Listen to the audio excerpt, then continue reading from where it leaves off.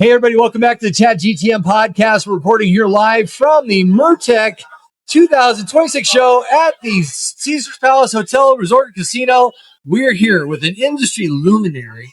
True. Mr. Mike Lukinoff, CEO and founder of SignalFlare AI, and also one of the pioneers who put the grit, will, and determination to bring to life the AI Summit that is now, I would say, a great bookend to what MarTech is doing here. And God, if AI were a drinking game, we'd all be trash because we say that word all the time. How you doing, Mike? I'm doing great. Excited to be here in Las Vegas. Yeah, you really are the star of the show You are. because you're headlining the AI Summit on day 3. We talked to Abby, and she was super excited about it and told us a little bit about how it came to be. Did you ever think you'd be headlining in Vegas? Oh, yeah. Vegas, of course. Yeah, it's a lifetime dream of mine. Yeah. Love it. Yeah, I'm resident.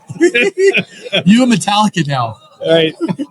So just for everybody listening, baseline, what does SignalFlare do? He's got to start there. So we are an AI first decision intelligence company. So we look at the first and last mile of bringing decisions from data to final decision and action.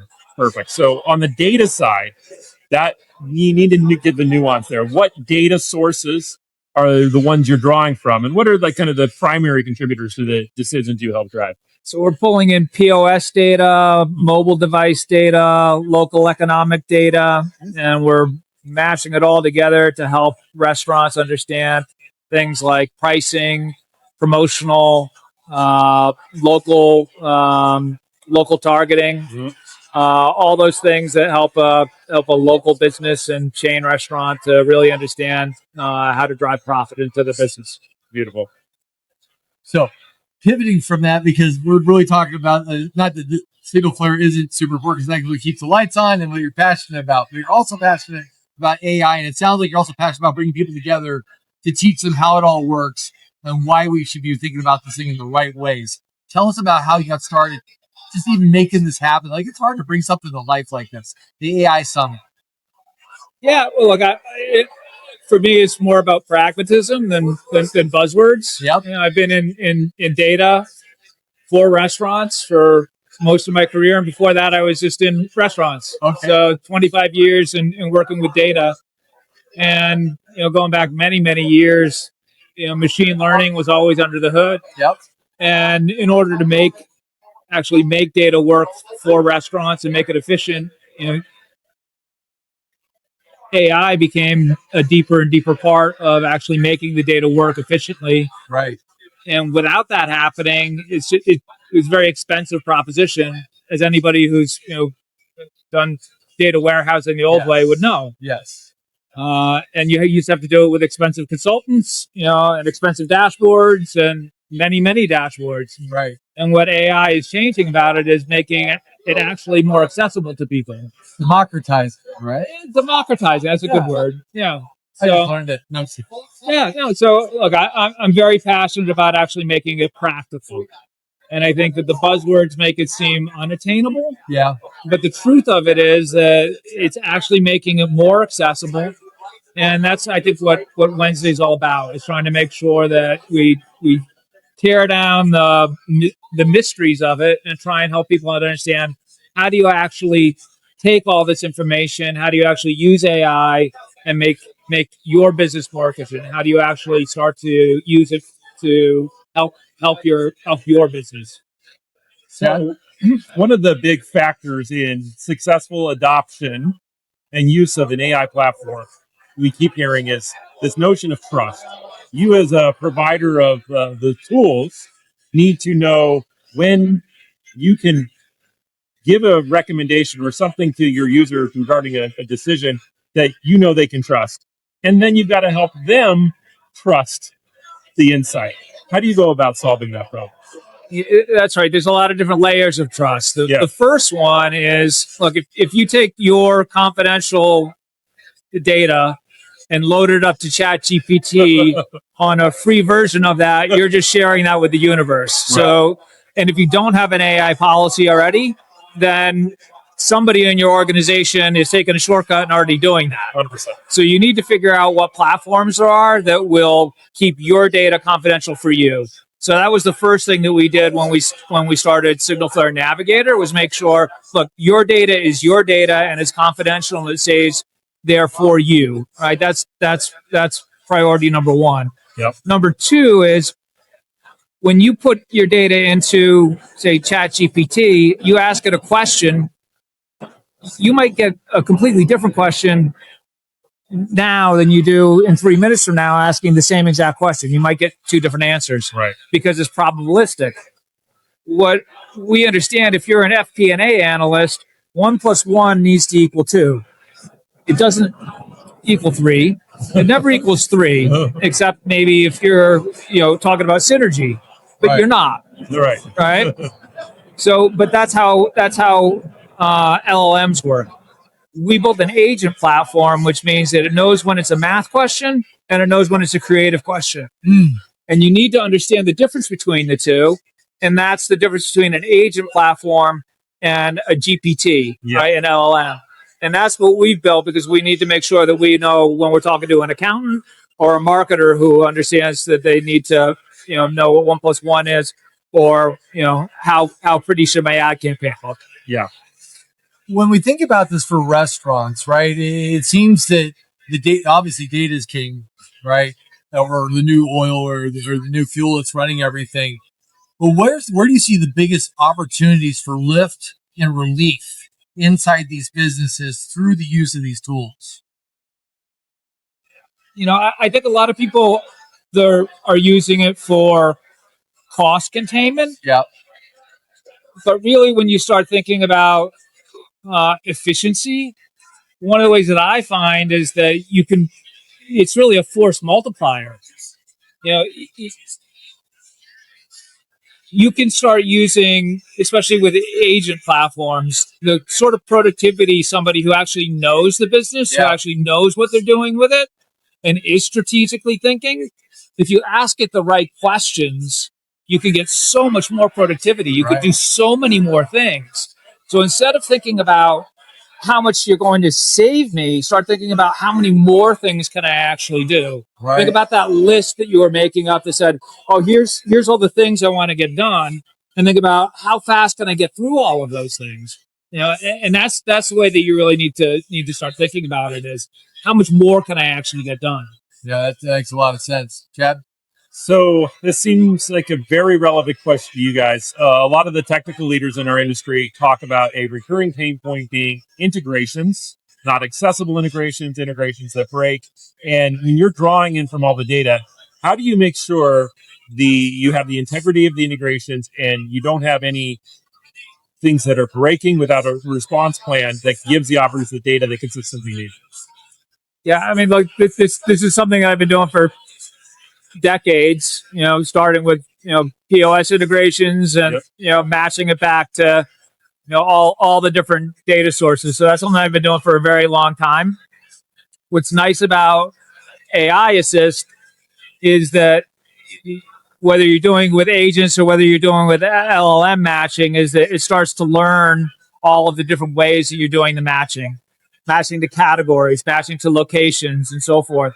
So after it starts to do the routine, it will start to know actually when those things are breaking. So we're still in early days, I think, with a lot of these ways that it's matching. But I'll give you some examples. So we still have, manual, data engineering processes. But when we start to apply the large language models and the agents, one by one, we'll see 90% savings in hours when we start to apply those processes. Yeah. They don't necessarily always, they're not always, say, what I would call durable. So you still might need to have somebody on them to make sure that they're checking and they don't break. Yep. But even if you can get that 90% savings over the course of weeks or months, and you know when to make sure that you've got somebody who's checking in on it, that's still a huge amount of savings. Right. You just need to make sure that you also then put in that patch to make sure that you're checking and repairing. Yeah. No continued blind trust. You are checking. Not blind trust, and don't imagine that it's going to last forever. Right. Things don't last forever. But that's where agents come in. Yeah. Because you can then build in those nested checks that then double check and repair. Thanks for going technical with me. Appreciate it. So back in the day when we have like a back office system and you're rolling something out, you knew it wasn't taking because you saw the operators go back to what? Excel. Yes. Right? How do you know that the organization isn't taking the trust of the solution they're having? What behaviors are they reverting to? Well, it's a really good question. It's interesting because I think that what's going to be fascinating is that we tried to force everybody to go to dashboards, and they went to consultants when they could afford it. But we're in this really interesting place where a good agent and a good LLM platform will actually create a dynamic dashboard, and then we'll give you the answer that a consultant will give you. Right. So about a year plus ago, actually, I was talking to my board, and they were saying, you've got to get rid of this service layer, and you've got to get people to go to the dashboards. Right. And I said, well, no, people like this high touch experience, right? They want to talk to people, and they like the results that are coming out that actually tell them what to do. And that's actually, when I said, look, the technology is going to get there where we don't have to make people go to the dashboard. We can actually elevate the experience so that the AI is going to create that consultant grade experience, which is what's happening. How do you verify though? Like it's like trust yet verify. Like the LLMs, like they hallucinate, and so how do you verify that information? Also, you're going merely down this road. Where's your stop check or your sanity check? Because we are actually running real workflows, and we're validating. So when we run an actual workflow to say, okay, we're linking to our Snowflake database, Okay, and we've got our semantic layer, which means we can say, hey, check my year-over-year sales for these 7 stores, right, and just ask it, versus writing a query in the Snowflake database and then compare side by side what the results are doing. We're actually vetting those and checking to see if they came out with the same results. And we're saying 99% accuracy. Really? Yes. That's massive. That's absolutely massive. I want to ask you about education, right? Because sometimes people think, I don't know enough about AI to use an AI decision-making solution in your case.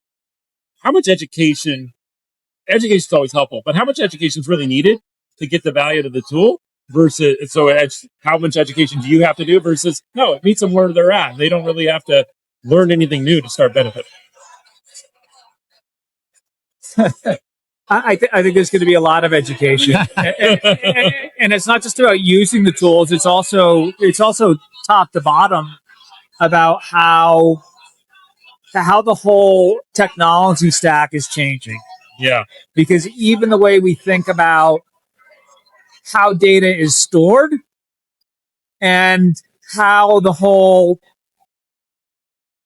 we think about knowledge bases versus databases versus data lakes, it's all changing so quickly. We used to, if you think about your computer, where you've got a hard drive and then you've got your memory that's bringing information to you as you speak, and you get new information that goes to the hard drive, and then you're used to sort of waiting, and you've got this latency that happens. Right. Yeah.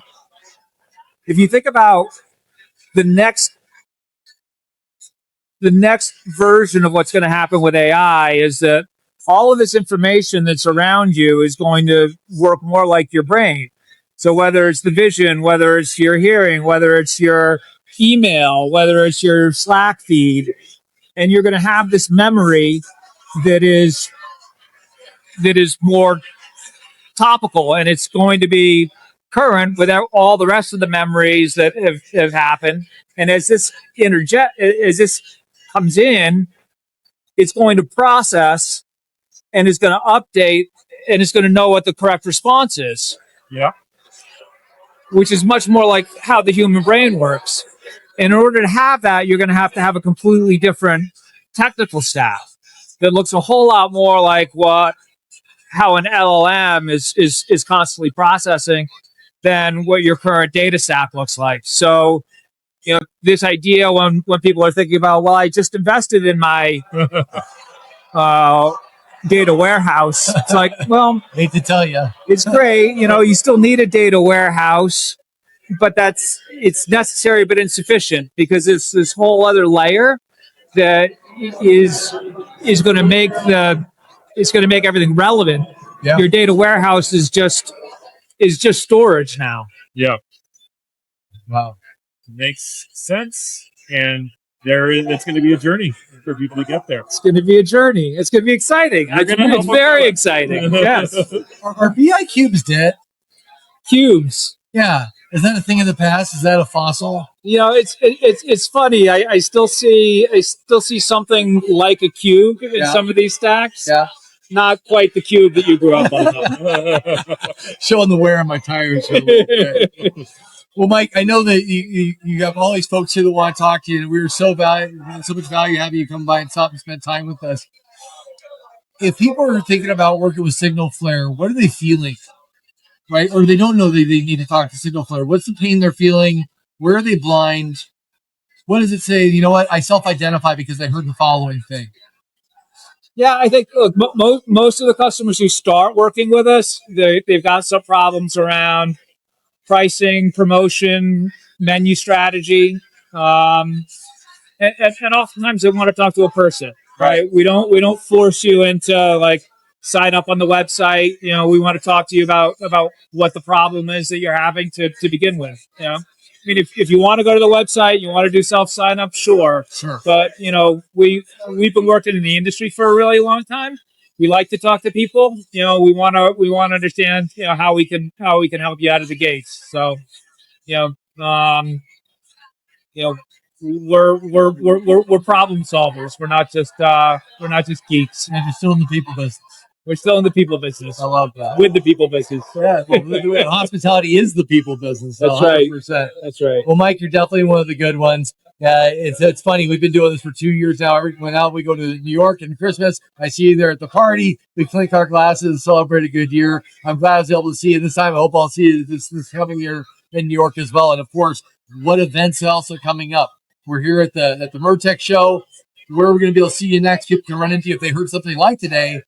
If they're not at the branded party in New York in December, where can they run into you between now and then?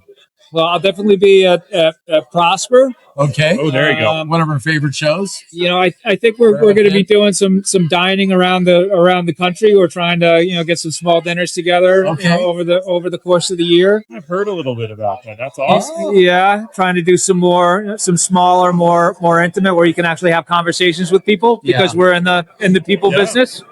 And I'm based in New York City, so come see me in my hometown. Beautiful. And what's SignalFlare's website?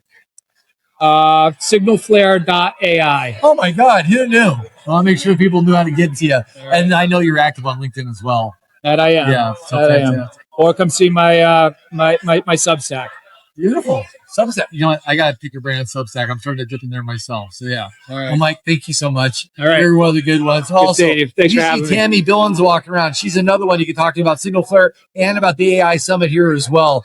And today, it's been Mike Lukinoff here at the show. I also have somebody off camera, Lauren Selman. I'm calling you out.